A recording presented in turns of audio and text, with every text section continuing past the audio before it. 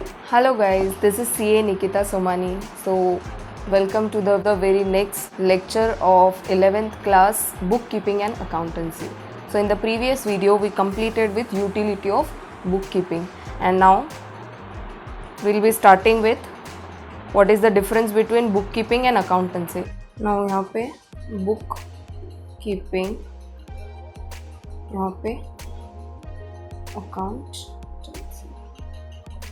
So firstly what is the meaning, मतलब क्या होता है इसका। यहाँ पे मैं I will be writing down the points, ठीक है।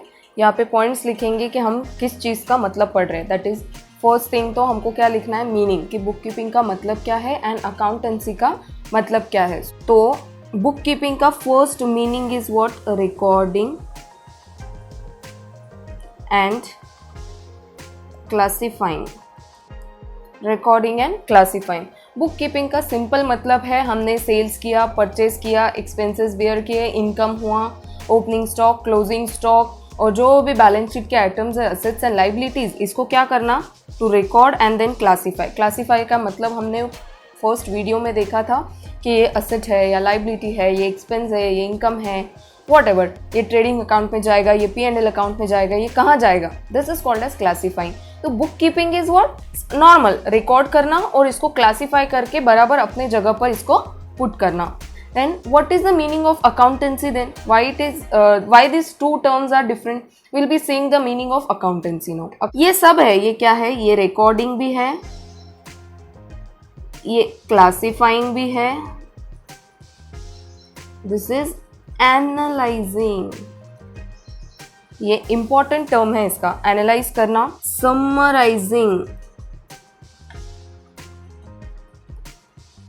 Summarising and interpreting of the financial data.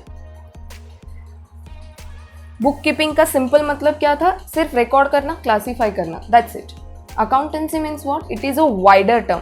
Wider term मतलब क्या, इसका रिकॉर्ड भी करना, इसको क्लासीफाई भी करना। अब ठीक है, ये दो चीज़ें हो गई। इसके आगे क्या काम है इसका, समराइज करना। समरी मतलब क्या, P&L में सारे जो भी आइटम्स लिखे उसका प्रॉफिट एंड लॉस निकालना, प्रॉफिट एंड लॉस को बैलेंस शीट में, कैपिटल में ऐड करना, बैलेंस शीट बनाना। देखने वाला आपके बुक्स ऑफ अकाउंट्स नहीं देखने वाला। I mean, if some person want you to give a loan, that person will not see your आपका debtors balance कितना है, creditors कितना है, no. What will that person see? That person will see your accountancy वाला data. मतलब कौन सा data, आपका समरी। समरी क्या रहता है आपका, P&L account and your balance sheet, ये दो चीज़ें वो आपकी देखेगा, right. So that is called as summary. Interpretation मतलब क्या, बैलेंस शीट P&L से क्या इंटरप्रिट कर सकते, ओके, कितना प्रॉफिट हुआ है, कितना लॉस हुआ है, असेट्स कितने हैं, लाइबिलिटीज़ कितनी हैं, राइट, और लाइबिलिटी, करंट लाइबिलिटी कितनी है, फिर असेट्स कौन सी है, करंट असेट्स कौन सी है। इससे क्या कर सकते, कुछ तो इंटरप्रिटेशन कर सकते हैं, राइट, कि अगर करंट असेट्स बहुत ज़्यादा है तो रियलाइजेबल कैश भी ज़्यादा है, मतलब तुरंत बेच देंगे, तुरंत पैसा आ जाएगा। और जो फिक्स्ड असेट्स है उनका क्या होता है, वो महंगी भी होती है। तो उससे क्या पता चलता है कि यार ये अगर ये सेल करने जाएंगे मार्केट में तो इसको वक्त लगेगा, वैल्यूएशन करना पड़ेगा। तो इसका क्या है, इंटरप्रिटेशन, इसको बोलते हैं इंटरप्रिटेशन। तो this is the meaning of accountancy. Stage, book keeping कौन से स्टेज पे आता है और अकाउंटेंसी कौन से स्टेज पे आता है। So the stage is, this is the primary stage. This is the primary stage of accounting. That is, this is the base. This is the base for accountancy. This is the base for accountancy. This is a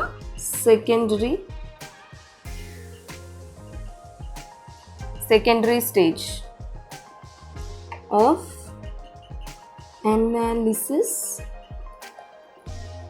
and interpretation.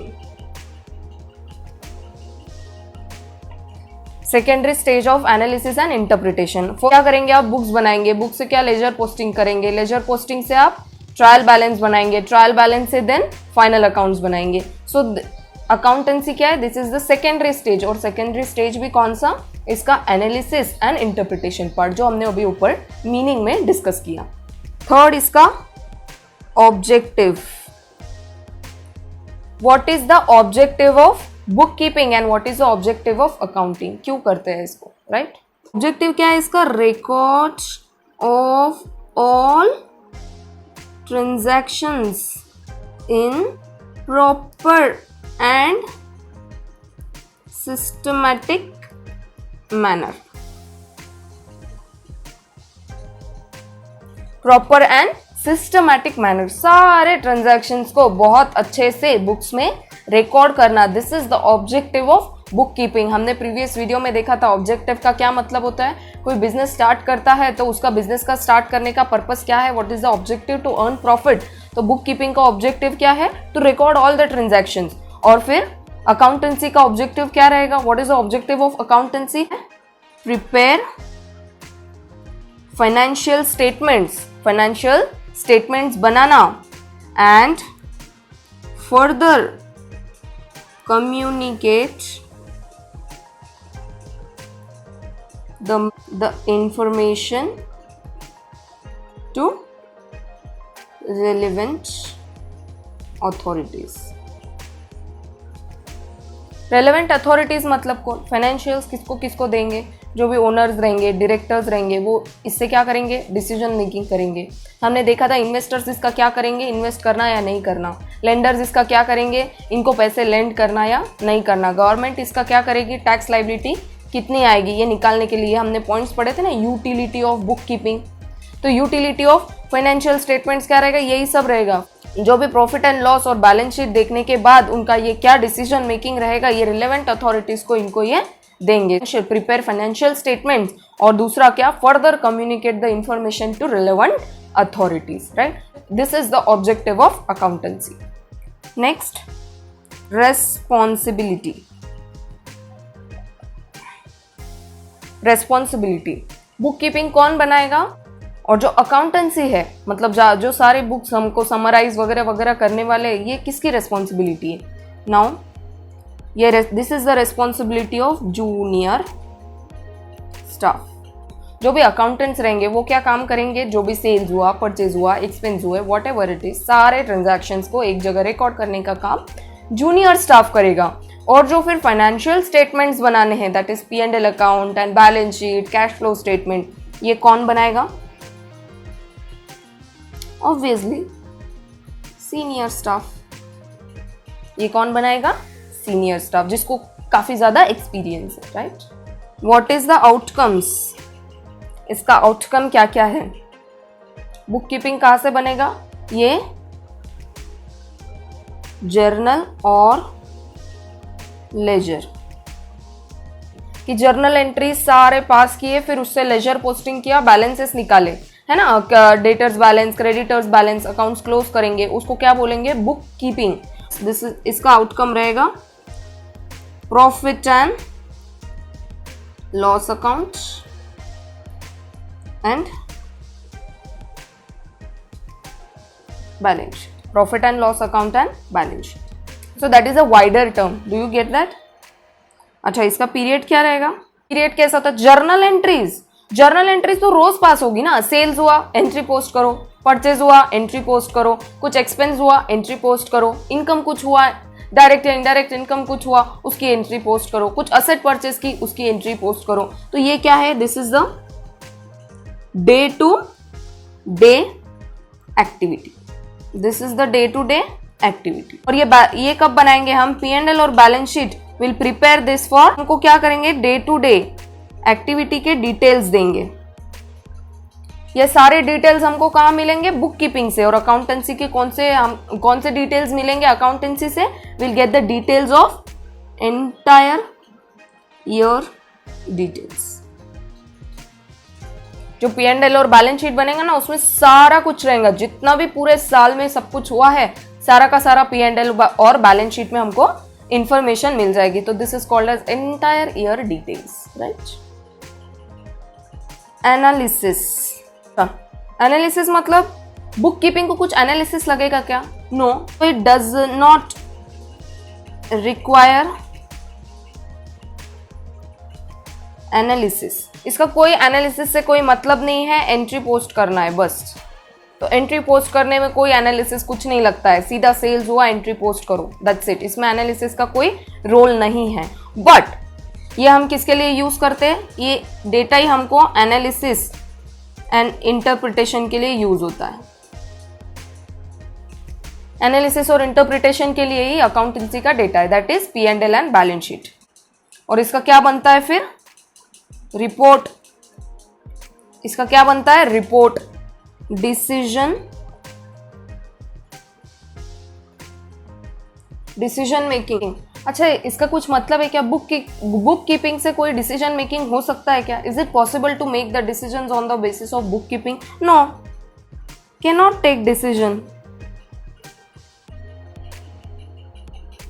Cannot take decision on the basis of book keeping, क्योंकि book keeping तो normal अपना record of transactions ही है, तो इससे हमको कोई decision making नहीं हो सकता।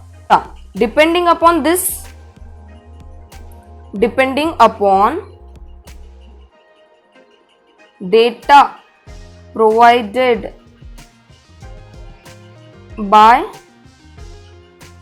अकाउंटेंट्स, अकाउंटेंट्स ने अभी अभी बुक कीपिंग का सारा डेटा बनाया ना, उस डेटा को पूरा कंपाइल करने के बाद मैनेजमेंट कैन टेक कौन से decisions, critical decision. What is called as critical decision?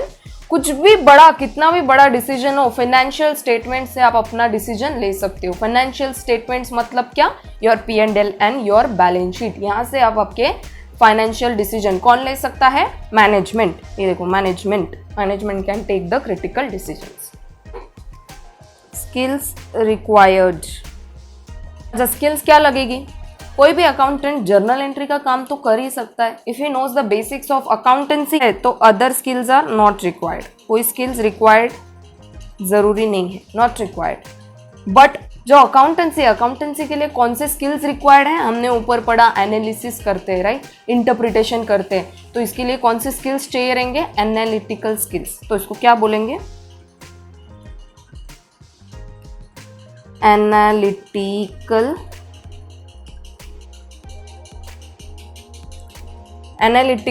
Skills. तो यहाँ पे नो स्किल्स रिक्वायर्ड, यहाँ पे analytical skills are required. So quickly revise.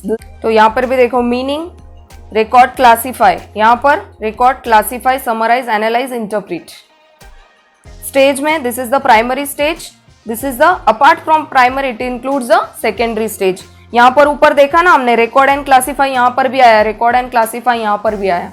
तो ये प्राइमरी तो है ही, इसके साथ सेकेंडरी भी है, तो that is called as apart from primary stage it also includes secondary stage. Then objective is keep all the records of financial transaction in proper and systematic manner. और इसका objective क्या है, to further communicate the information to relevant authorities.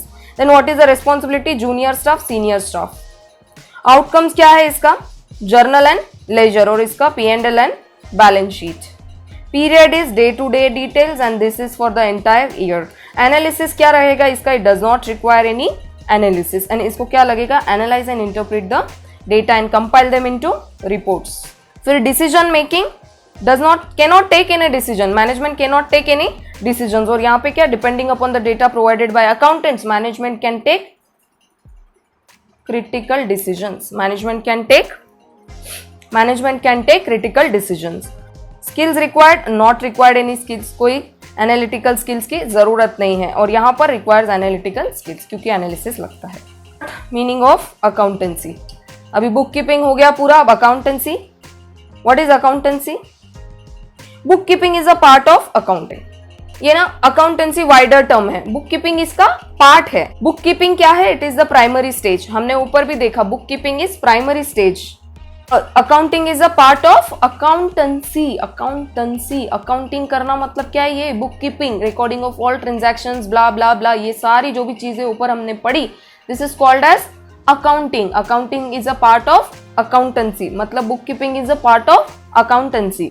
अच्छा, ये क्या बोलते हैं अभी, accountancy is what, accountancy is the practice of recording, classifying, reporting of business transactions for a business. ऊपर हमने डिफरेंस में पढ़ा ना, it is recording, classifying, interpreting, everything. तो यहाँ पर भी इन्होंने वही बोला है, recording, classifying, reporting of all business transactions. अभी will be seeing the definition. What are the definition? So एक डेफिनेशन पढ़ते, what is professor Robert Anthony says, it is defined that nearly every business enterprise has an accounting system।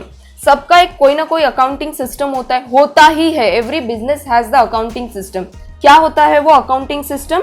It means her business, कोई भी business करेगा, उसका काम रहेगा information को collect करना, समराइज करना, एनालाइज करना, रिपोर्ट करना in monetary terms information about the business transaction.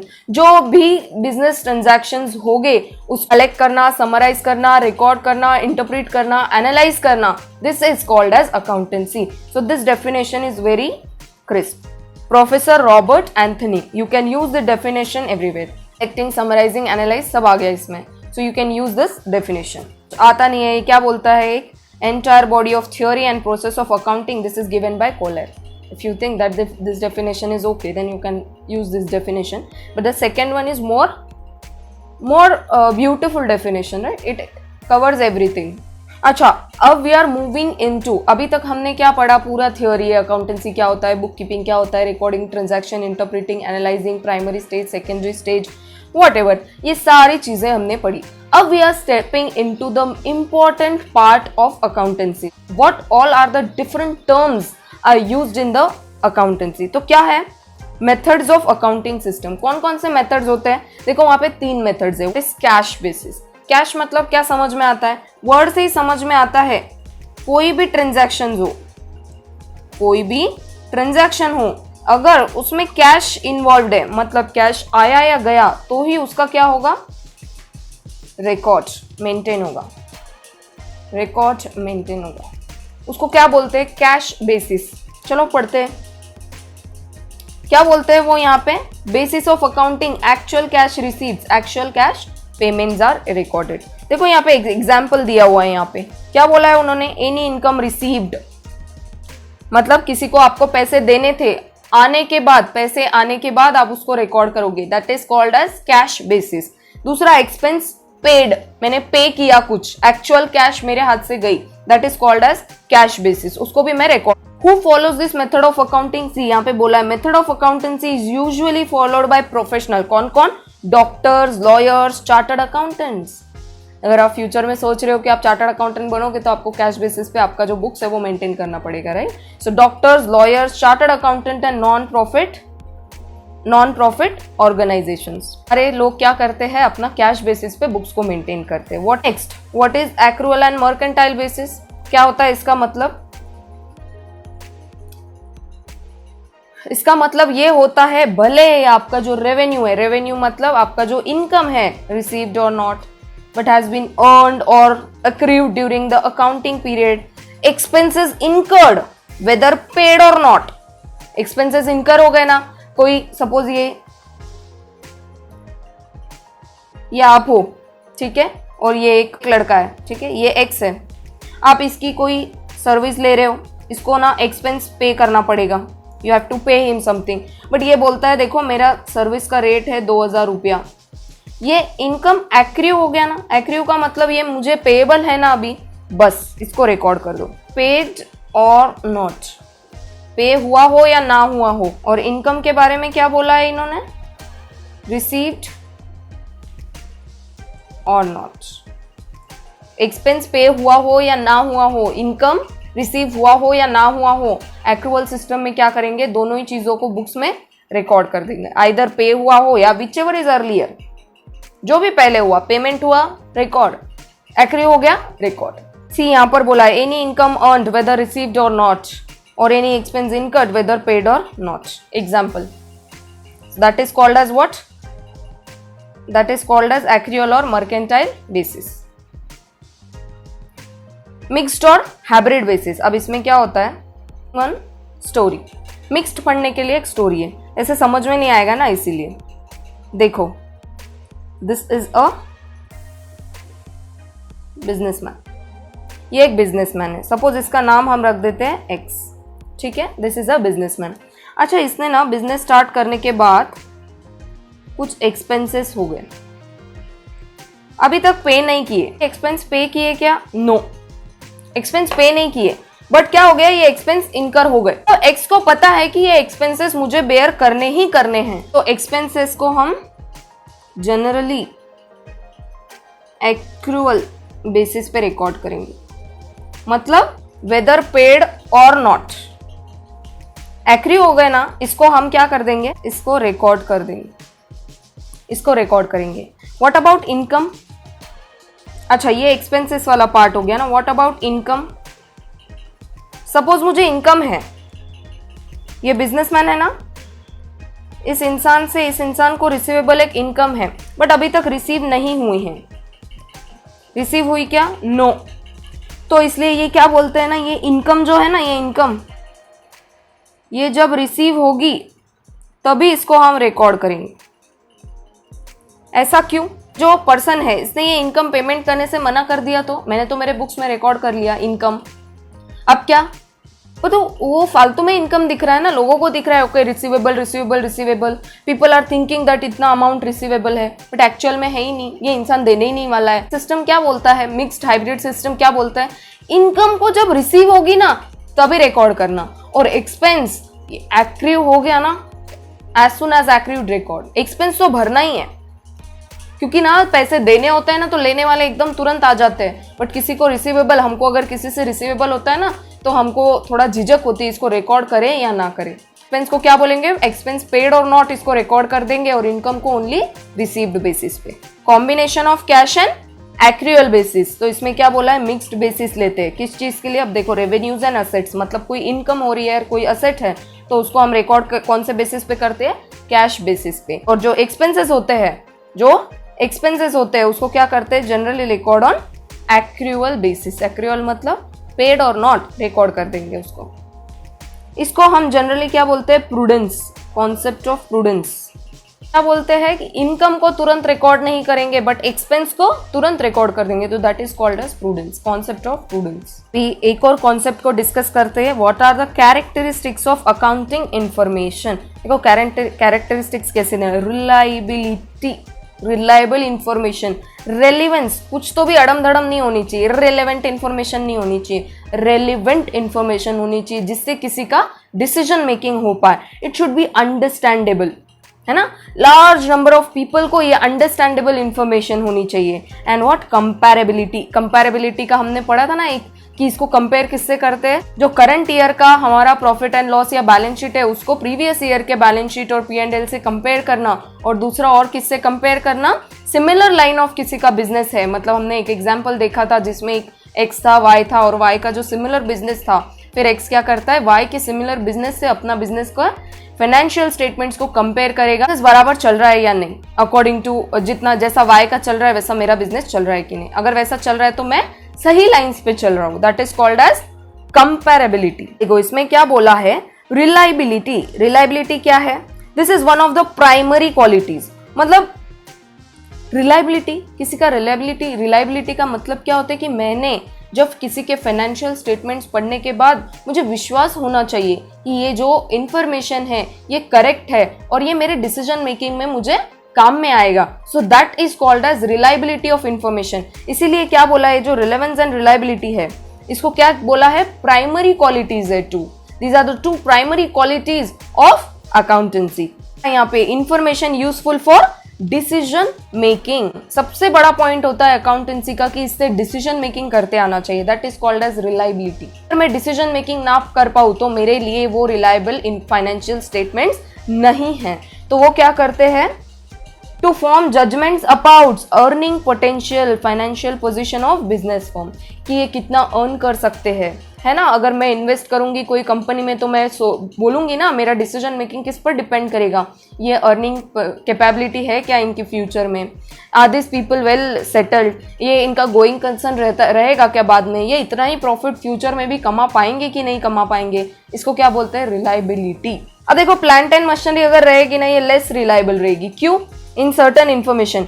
Current assets क्यों ये रिलायबल इंफॉर्मेशन रहेगा करंट एसेट्स का, क्योंकि differences uncertainty of realisation. Realisation का मतलब क्या है कि आज अगर कैश में सेल करने निकालेंगे तो कौन सा जल्दी बिकेगा, करंट एसेट्स, है ना, करंट एसेट्स जल्दी बिकेंगे, राइट। रादर देन ये प्लांट एंड मशीनरी, ये तो बहुत महंगी रहेगी ना, इसके लिए तो देखने निकलना पड़ेगा कौन खरीदेगा इसको, तो ये जल्दी कैश नहीं मिलेगा इसका, बट करंट एसेट्स का कैश जल्दी मिल जाएगा। सो जो रिलायबिलिटी है वो आइटम टू आइटम डिफर करती है, that is fixed assets and current assets. अच्छा, रेलेवेंस ऑफ अकाउंटिंग इंफॉर्मेशन, मतलब रेलेवेंस का मतलब क्या है? रेलेवेंट इंफॉर्मेशन, कुछ तो इंफॉर्मेशन नहीं होनी चाहिए, मेरे काम की कोई इंफॉर्मेशन नहीं है तो मैं उस बुक्स ऑफ अकाउंट्स को क्यों देखूं? सो दैट इज व्हाई वो बोलते हैं कि वो रिलेवेंट भी होनी चाहिए, रिलायबिलिटी तो होनी चाहिए, रिलेवेंस भी होना चाहिए उसका। यहाँ पे accounting information should not include unnecessary and irrelevant information, कुछ तो नॉनसेंस इंफॉर्मेशन नहीं होना चाहिए। तो इसमें क्या होना चाहिए? फिर बोलते हैं all the information set to be relevant, which have changed the outcomes of the business। इस डिसीजन मेकिंग से या इस इंफॉर्मेशन से उस बिजनेस का जो आउटकम है वो ही चेंज हो गया हो, राइट। फॉर एग्जाम्पल, असेट्स कितने हैं, करंट असेट्स कितने हैं, करंट लाइबिलिटीज कितनी हैं, right. So this is called as relevant information. All useful and related information must find a place in the books of accounts and the information must have timeliness, indicative and feedback value। मतलब वो information को पढ़ने के बाद किसी का useful, किसी का पर्पस सर्व होने के बाद वो हमको एक करेक्ट फीडबैक दे पाए कि हम लोग आपके कंपनी में इन्वेस्ट करेंगे, पक्का ही करेंगे, हम आपको मनी लेंड करेंगे, राइट। गवर्नमेंट बोलेगी no, whatever taxes you have paid are correct, तो उसको क्या बोलेंगे? रेलेवेंट इंफॉर्मेशन प्रोवाइड हुई है। और अगर किसी की यूजफुल काम में ना आए वो चीज, तो उसको क्या बोलते हैं? That is irrelevant information. Understandability of accounting information, किसको अंडरस्टैंड होना चाहिए? किसी को समझा ही नहीं कुछ आपके बुक्स में क्या है, तो बुक्स कौन पढ़ेगा? फिर तो रिलायबिलिटी, रिलेवेंस, इसका कोई मतलब ही नहीं है अगर वो मुझे समझ में ना आते हो तो। फर्स्ट इंपॉर्टेंट थिंग क्या है कि वो मुझे समझ में आए, समझ में आएगा तो वो रिलेवेंस भी करेगा, reliability, it will make sense, right. मुझे चीजें समझेगी तो it will make some sense, right. Bit of information may be increased by making it more understandable, मतलब easy present करो उसको, so that इसको क्या करे? useful for a wider circle of users। मतलब वहां पे अगर ये इतने सारे लोग हैं, there are many people, है ना, मल्टीपल, बहुत लोग हैं, और सिर्फ ये दो को समझ में आ रहा है क्या लिखा है, तो इसको बोलेंगे नॉट अंडरस्टैंडेबल। और अगर वो सबको समझ में आ रहा है, including this to everyone is understandable, वहां पे सब लोग इसको अंडरस्टैंड कर पा रहे हैं, तो that is called as useful for wider circle of users, right. तो अंडरस्टैंडेबिलिटी का this is one point. So वो क्या बोलते हैं? जो टर्मिनोलॉजी यूज करती है, फॉर्म एंड टर्मिनोलॉजी जो फाइनेंशियल इंफॉर्मेशन का यूज किया है, adopted to the users range of understanding, right. Comparability तो सिंपल है, उस दिन हमने पढ़ा था, प्रोवाइड किया है, इट शुड बी कंपेरेबल। किससे? क्योंकि डिसीजन मेकर क्या करेगा? कंपेयर करेगा। मैं क्या करूंगी? अगर सपोज दो टेलीकम्युनिकेशंस के बिजनेस है, सपोज जियो एंड एयरटेल, इन दोनों को मैं कंपेयर करूंगी, ओके विच इज बेटर, इसका रेवेन्यू कितना है। कंपेरेबिलिटी हम क्यों करते हैं? डिसीजन मेकिंग के लिए। तो जो भी डिसीजन मेकर कोई रहेगा वो क्या करेगा? कंपेयर करेगा, क्या? Relative financial strength and weaknesses. हमारे सारे जो भी फाइनेंशियल स्टेटमेंट्स बनते हैं उसमें स्ट्रेंथ, वीकनेसेस सब लिखी होती है, और फाइनेंशियल स्टेटमेंट्स देखने के बाद भी समझ में आता है okay what is the strength of this company. तो क्या करते हैं? Prospects for the future and between two or more firms और between two period. X Y का जो इन्फॉर्मेशन, जो हमने एग्जाम्पल लिया था एक्स वाई का, that one example, and between periods in a single form, जो हमने 17, 18 एंड 18, 19 का एग्जाम्पल लिया था कि उसका जो प्रॉफिट है वो बढ़ना ही चाहिए। तो 4 पॉइंट्स क्या डिस्कस किए यहाँ पे? Reliability, relevance, comparability and what? Understandability, right? So all these are called as what? Characteristics of financial information, characteristics of accounting information. Types of transactions, I will be discussing this part into the next video. So that's it for today from my side, guys. Thank you so much for watching this video, and if you like this video, please do not forget to like, comment or share this video so that this can benefit more students. And also do not forget to subscribe the channel, right? So thank you so much, guys. Bye bye. If you like this video, please subscribe and do not forget to hit the bell icon button. Thank you.